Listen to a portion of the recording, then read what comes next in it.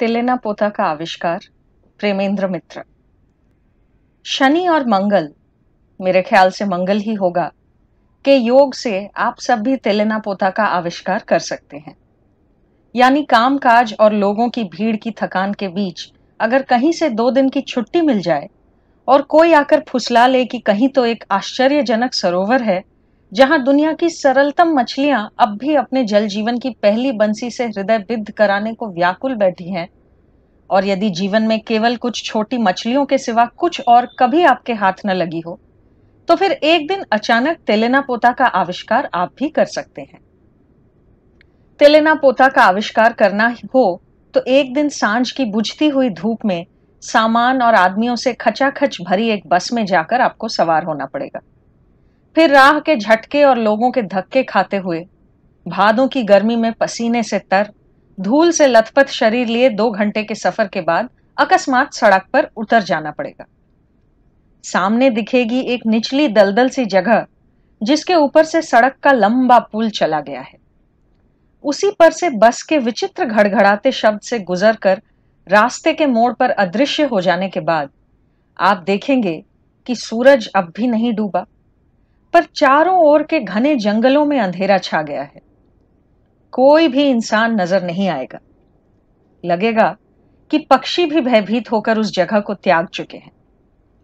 एक सीली नम उमस भरी आबो हवा का एहसास होगा।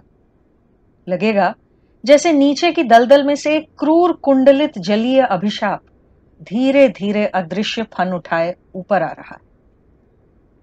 पक्की सड़क से उतरकर उस गीली दलदल के पास ही जाकर खड़ा होना पड़ेगा आपको। लगेगा जैसे सामने के जंगल के भीतर से किसी ने मैले पानी का एक नाला काट रखा है।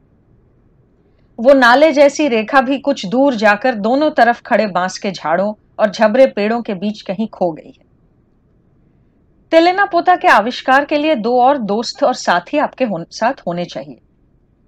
वे शायद आपकी तरह मत्स्य लुब्ध ना हो, फिर भी वे इस अभियान पर आए हैं, न जाने किस दूसरे इरादे से। फिर तीनों मिलकर सामने वाले नाले को उत्सुकता से ताकते रहेंगे। बीच बीच में पांव ठोककर मच्छरों की घनिष्ठता में बाधा डालने की कोशिश करेंगे एवं सप्रश्न नेत्रों से एक दूसरे की ओर देखेंगे। कुछ देर बाद परस्पर के चेहरे भी घिरकर आते अंधेरे में ठीक से दिखाई नहीं देंगे। मच्छरों का सरगम और भी तीक्ष्ण हो उठेगा।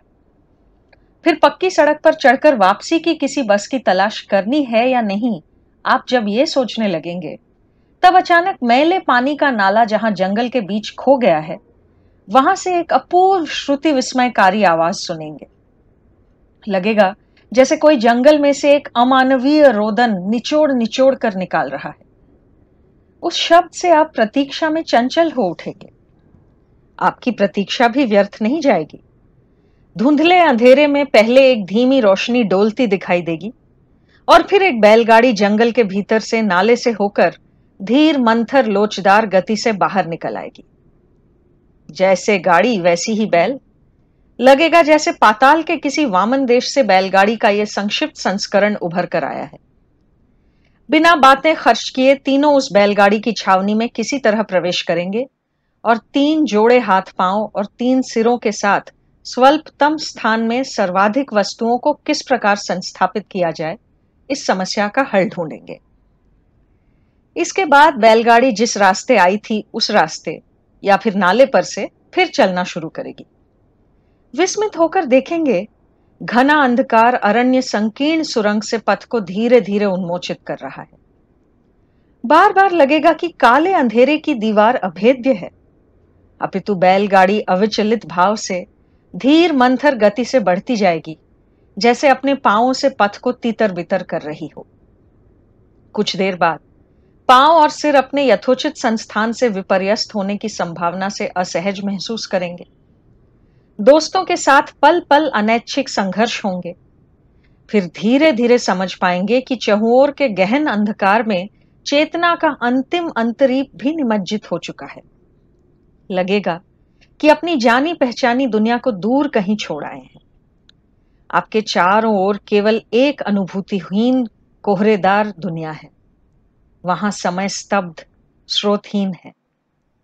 समय स्तब्ध है, अतः यह आच्छन्नता कब तक रहेगी आप समझ नहीं पाएंगे। सहसा एक उत्कट वाद्य झंकार से जागृत होकर देखेंगे छावनी के भीतर से आसमान के तारे दिख रहे हैं और गाड़ी का चालक रह रहकर उत्साहपूर्वक एक कनस्तर बजा रहा है। जिज्ञासु होकर कारण पूछने पर चालक नितांत निर्विकार भाव से आपको बताएगा, जी साले बाघ को खदेड़ने के लिए। मामला ठीक से समझ आने के बाद मात्र कनस्तर निनाद से व्याघ्र विताड़न संभव है या नहीं, आपके कंपित स्वर में यह प्रश्न उत्थापित करने से पहले ही चालक आपको आश्वस्त करने के लिए बताएगा कि बाघ का मतलब यहां केवल चीता है और यदि वो नितांत क्षुधार्त न हो तो यह कनस्तर निनाद ही उसे दूर रखने के लिए पर्याप्त है। महानगरी से मात्र 30 मील दूर ऐसे व्याघ्र संकुल स्थान का अस्तित्व कैसे संभव है? जब तक आप ये विचार करेंगे तब तक बैलगाड़ी एक विशाल मैदान पार कर लेगी। आसमान में तब तक शायद कृष्ण पक्ष का विलंबित क्षयित चांद निकल आया होगा। उसी के धीमे आलोक में अस्पष्ट विशाल मौन सभी प्रहरी जैसे गाड़ी के दोनों ओर से धीरे धीरे हट जाएंगे। प्राचीन महल के वे सभी अवशेष, कहीं कोई स्तंभ, कहीं किसी ड्योढ़ी का मेहराब, कहीं किसी मंदिर का भग्नांश, महाकाल को गवाही देने की व्यर्थ आशा में खड़े हैं। उस हालत में यथासंभव सिर उठाए बैठे आप अपने शरीर में एक अजीब सी सिहरन का अनुभव करेंगे।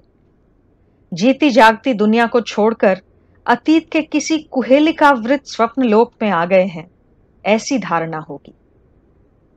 रात कितनी हुई आप नहीं जानते, लेकिन ऐसा लगेगा जैसे यहां रात कभी खत्म नहीं होती।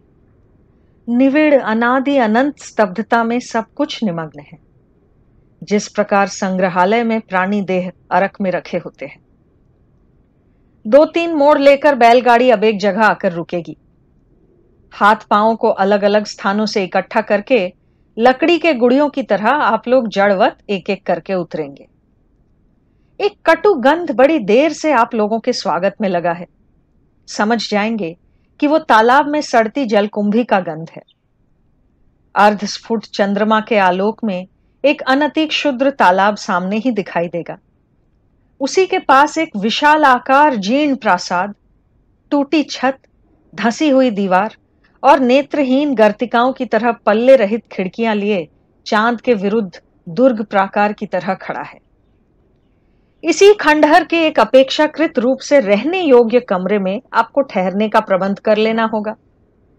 चालक कहीं से एक टूटी लालटेन लाकर कमरे में रख देगा, साथ में एक कलसे में पानी।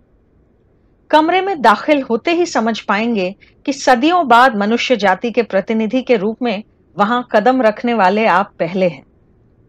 शायद कोई कमरे की धूल, मैल और जंजाल को साफ करने की बेकार कोशिश कर चुका है।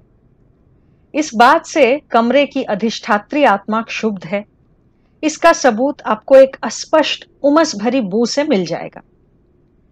थोड़ा सा चलने फिरने से ही छत और दीवार से जीर्ण पलस्तर उस रुष्ट आत्मा के अभिशाप की तरह रह रहकर आप पर बरसेगी।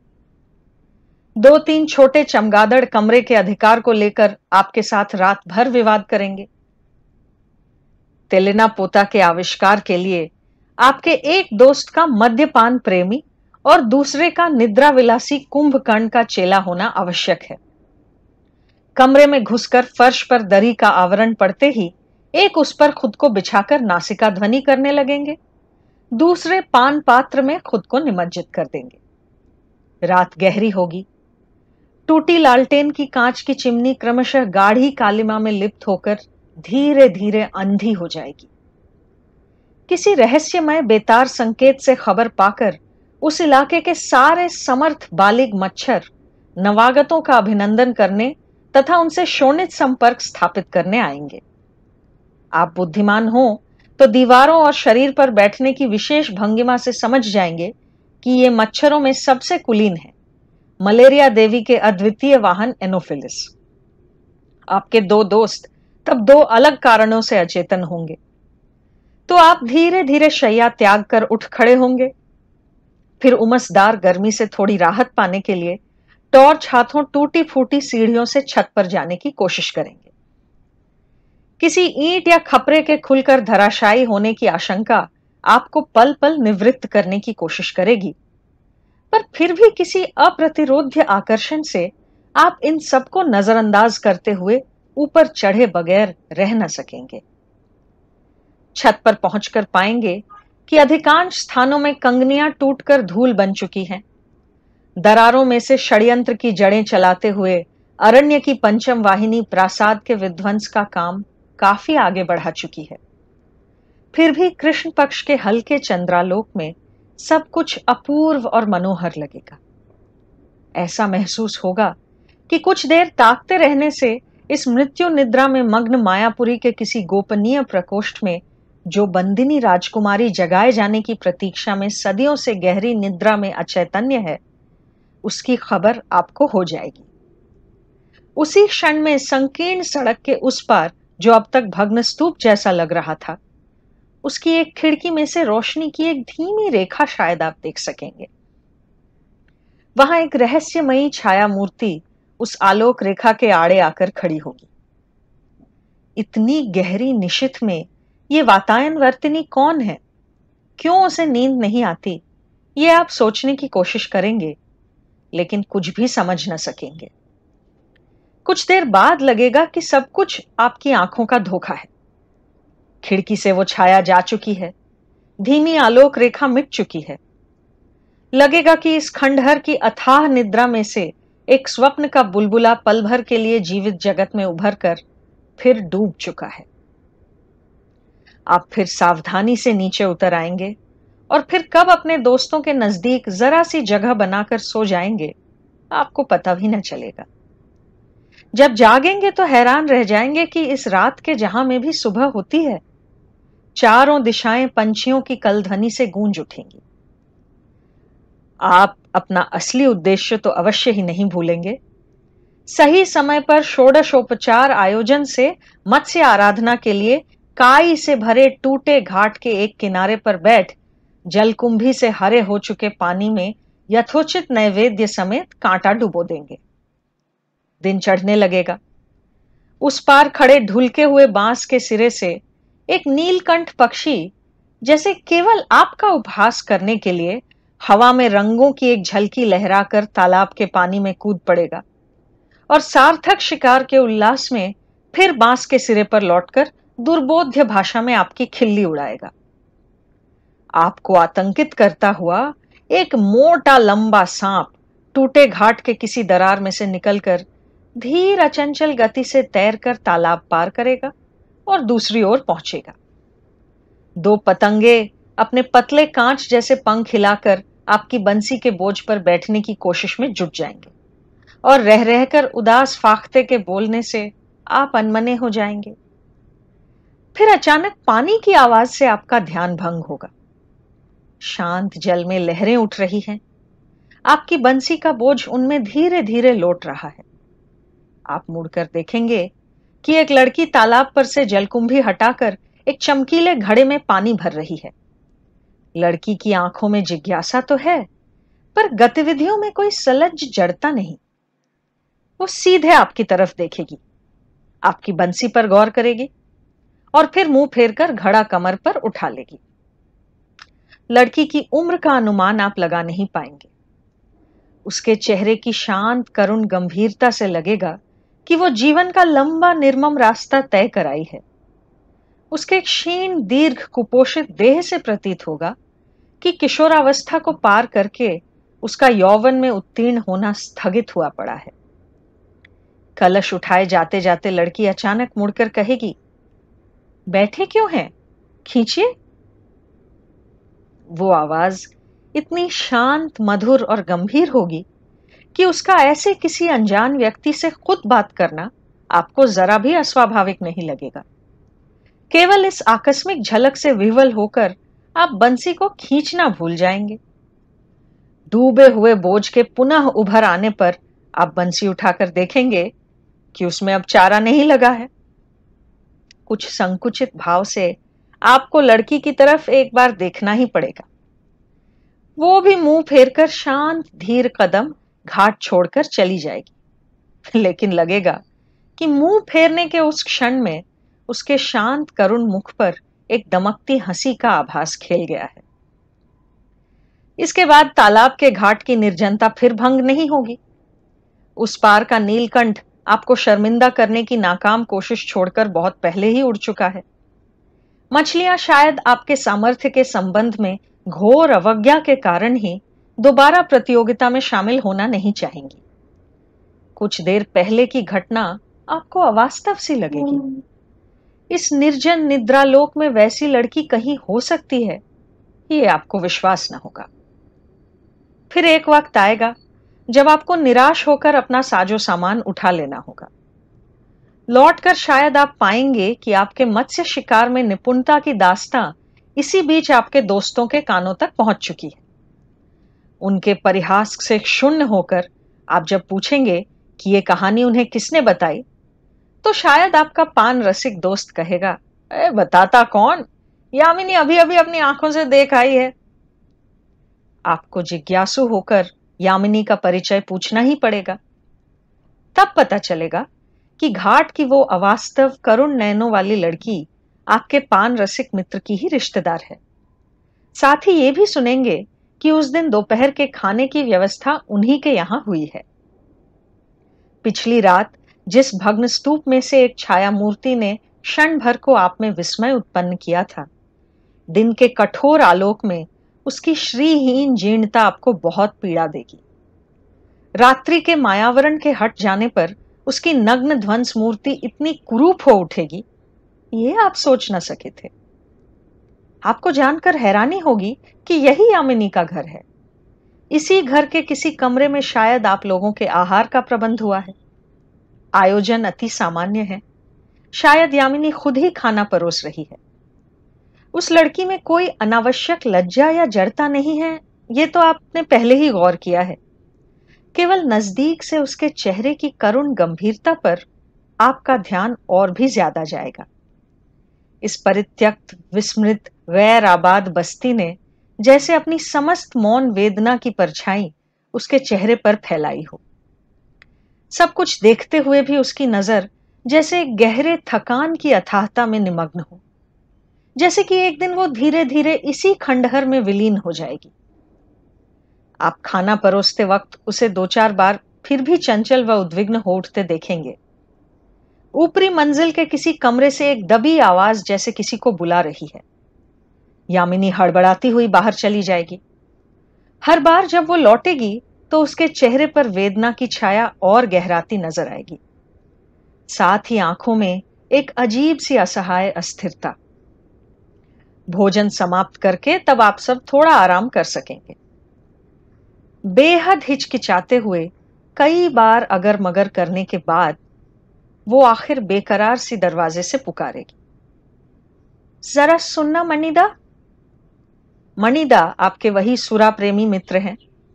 उनके दरवाजे तक जाने पर जो बातचीत होगी वो इतनी नीची आवाज में नहीं कि आप दोनों को सुनाई न दे। सुनाई देगा।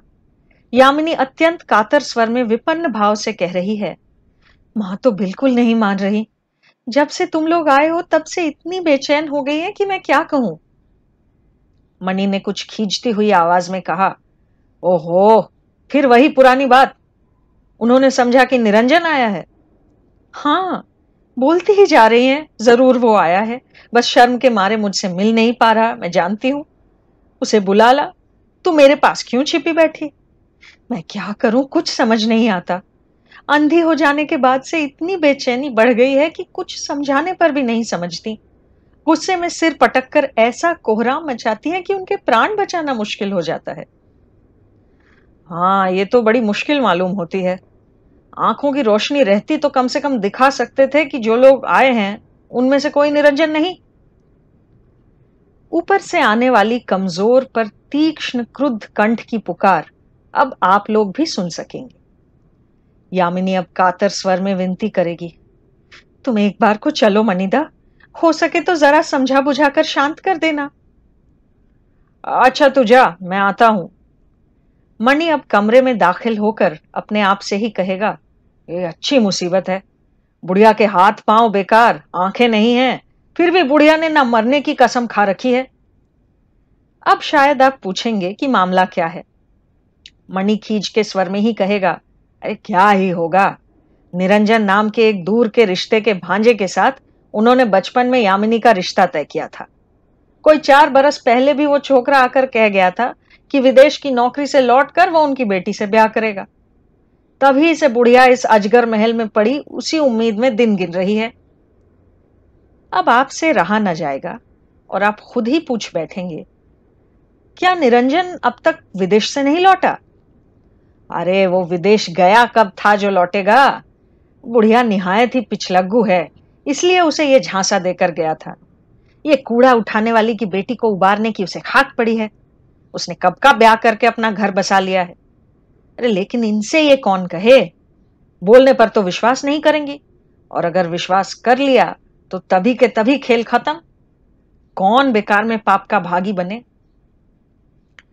यामिनी निरंजन के बारे में जानती है, खूब जानती है, लेकिन मां से कहे कैसे?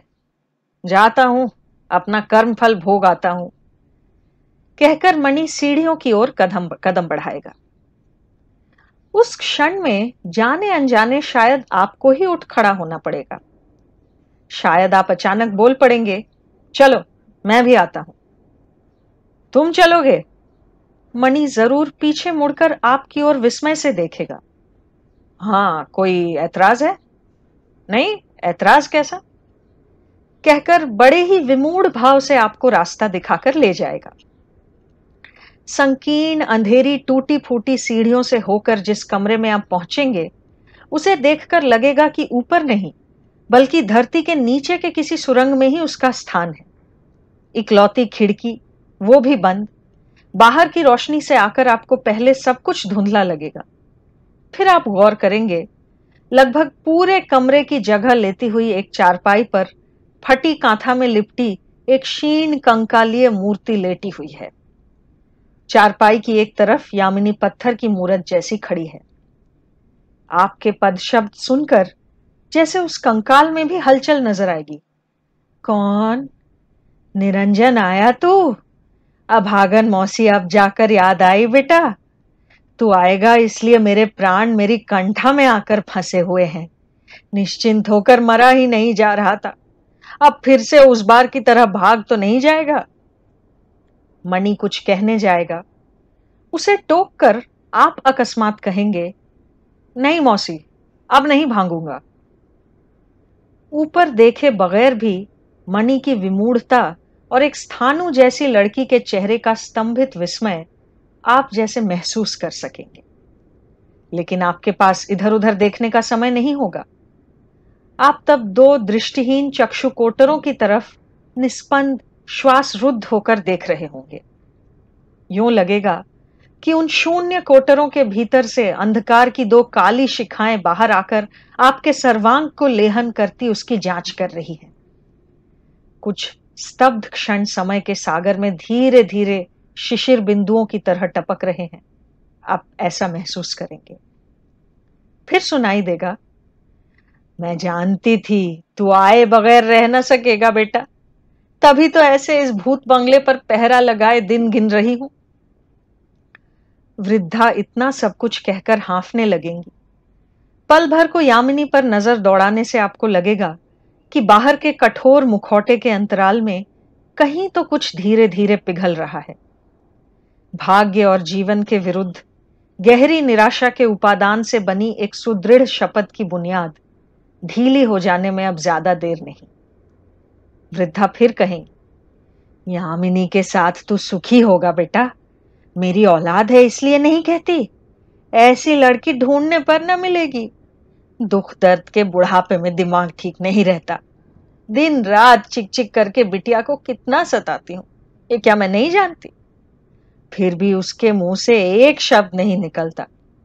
इस शमशान के गांव में 10 घर ढूंढने पर भी एक आदमी नहीं मिलता। मेरे जैसे कब्र में पांव लटकाए हुए बैठे लोग ईंट पत्थरों के ढेर में कराह रहे हैं। इन सब के बीच ये अकेली आदमी और औरत बनकर क्या कुछ नहीं कर रही है। बड़ी इच्छा होते हुए भी आपसे पलकें उठाकर देखा नहीं जाएगा। आपके अपने आंसू भी शायद तब छिपाए न छिपेंगे। वृद्धा एक छोटी सी सांस छोड़कर कहेंगी, यामिनी को तू लेकर जाएगा ना बेटा? तेरी पक्की बात के बिना मुझे मरकर भी चैन न मिलेगा। भरी हुई आवाज से तब आप केवल इतना कह सकेंगे, मैं आपको वचन देता हूं मौसी, इसमें कोई फेरबदल नहीं होगा। शाम को बैलगाड़ी फिर द्वार पर आ खड़ी होगी। आप तीनों एक एक करके उसमें जा बैठेंगे। प्रस्थान के क्षण में गाड़ी के पास आकर आपकी ओर अपने दोनों करुण नेत्र खोलकर यामिनी बस इतना कहेगी, आपकी बंसी वगैरह तो पड़ी रह गई। आप मुस्कुराकर कहेंगे, रहने दीजिए, इस बार नहीं मिली इसका मतलब यह तो नहीं कि तेलेना पोता की मछलियां बार बार चकमा दे सकेंगी। यामिनी मुंह नहीं फेरेगी, होठों से नहीं, ऐसा लगेगा कि उसकी आंखों के भीतर से एक मधुर कृतज्ञता की मुस्कान शरद के शुभ्र मेघों की तरह आपके हृदय क्षितिज को स्निग्ध कर तैरती जा रही है। गाड़ी चल पड़ेगी। कब 100 या 150 साल पहले पहली मलेरिया की महामारी की जबरदस्त बाढ़ तेलेना पोता को चलती फिरती सजीव दुनिया से बहाकर इस भूले बिसरे उपांत पर छोड़ गई थी, आपके दोस्त शायद यही बातचीत करेंगे। उनकी बातें आपके कानों तक ठीक से पहुंचेंगी नहीं। गाड़ी की संकीर्णता अब आपको पीड़ित नहीं करेगी। उसके पहियों का उकता देने वाला रोदन अब आपको कर्कश नहीं लगेगा। आप अपने दिल की धड़कन में बस एक ही बात बार बार ध्वनित होते सुनेंगे, लौट आऊंगा, लौट आऊंगा। महानगर के जनाकीर्ण रोशन राजपथ पर आ पहुंचने पर भी तेलेना पोता की याद आपके मन में सुदूर अपितु अति अंतरंग किसी तारे की तरह उज्जवल बनी रहेगी। छोटी मोटी बाधाओं से पीड़ित कुछ दिन बीत जाएंगे। मन के आकाश में धीरे धीरे कोहरा फैल रहा है या नहीं आपको पता नहीं चलेगा। फिर जिस दिन सभी बाधाएं दूर करके आप तेलेना पोता लौट जाने के लिए तैयार होंगे, उस दिन अचानक सिर दर्द और कंपकंपी लगाने वाली सर्दी से आपको रजाई ओढ़े लेट जाना पड़ेगा। थर्मोमीटर का पारा बताएगा 105 डिग्री। डॉक्टर आकर पूछेगा, ये आपने मलेरिया कहां से जुटा लिया? आप सुनते सुनते ज्वर की आच्छन्नता में विलीन हो जाएंगे। बहुत दिनों बाद अत्यंत निर्बल शरीर लिए जब बाहर की आबोहवा में कांपते पांव आकर बैठेंगे, तो देखेंगे कि जाने अनजाने ही देह और मन की काफी धुलाई और सफाई हो चुकी है। अस्त हो चुके तारे की तरह तेलेना पोता की याद आपको एक धुंधले स्वप्न जैसी मालूम होगी। लगेगा कि तेलेना पोता का नाम इस दुनिया में कहीं भी कुछ भी नहीं है। जिसका चेहरा गंभीर और कठोर है और जिसकी दृष्टि सुदूर और करुण है, खंडहर की परछाई की तरह वो लड़की आपके किसी कमजोर क्षण की अवास्तव धूमिल कल्पना मात्र है। पल भर को आविष्कृत होकर तेलेना पोता फिर चिरंतन रात्रि की अथाहता में निमग्न हो जाएगा।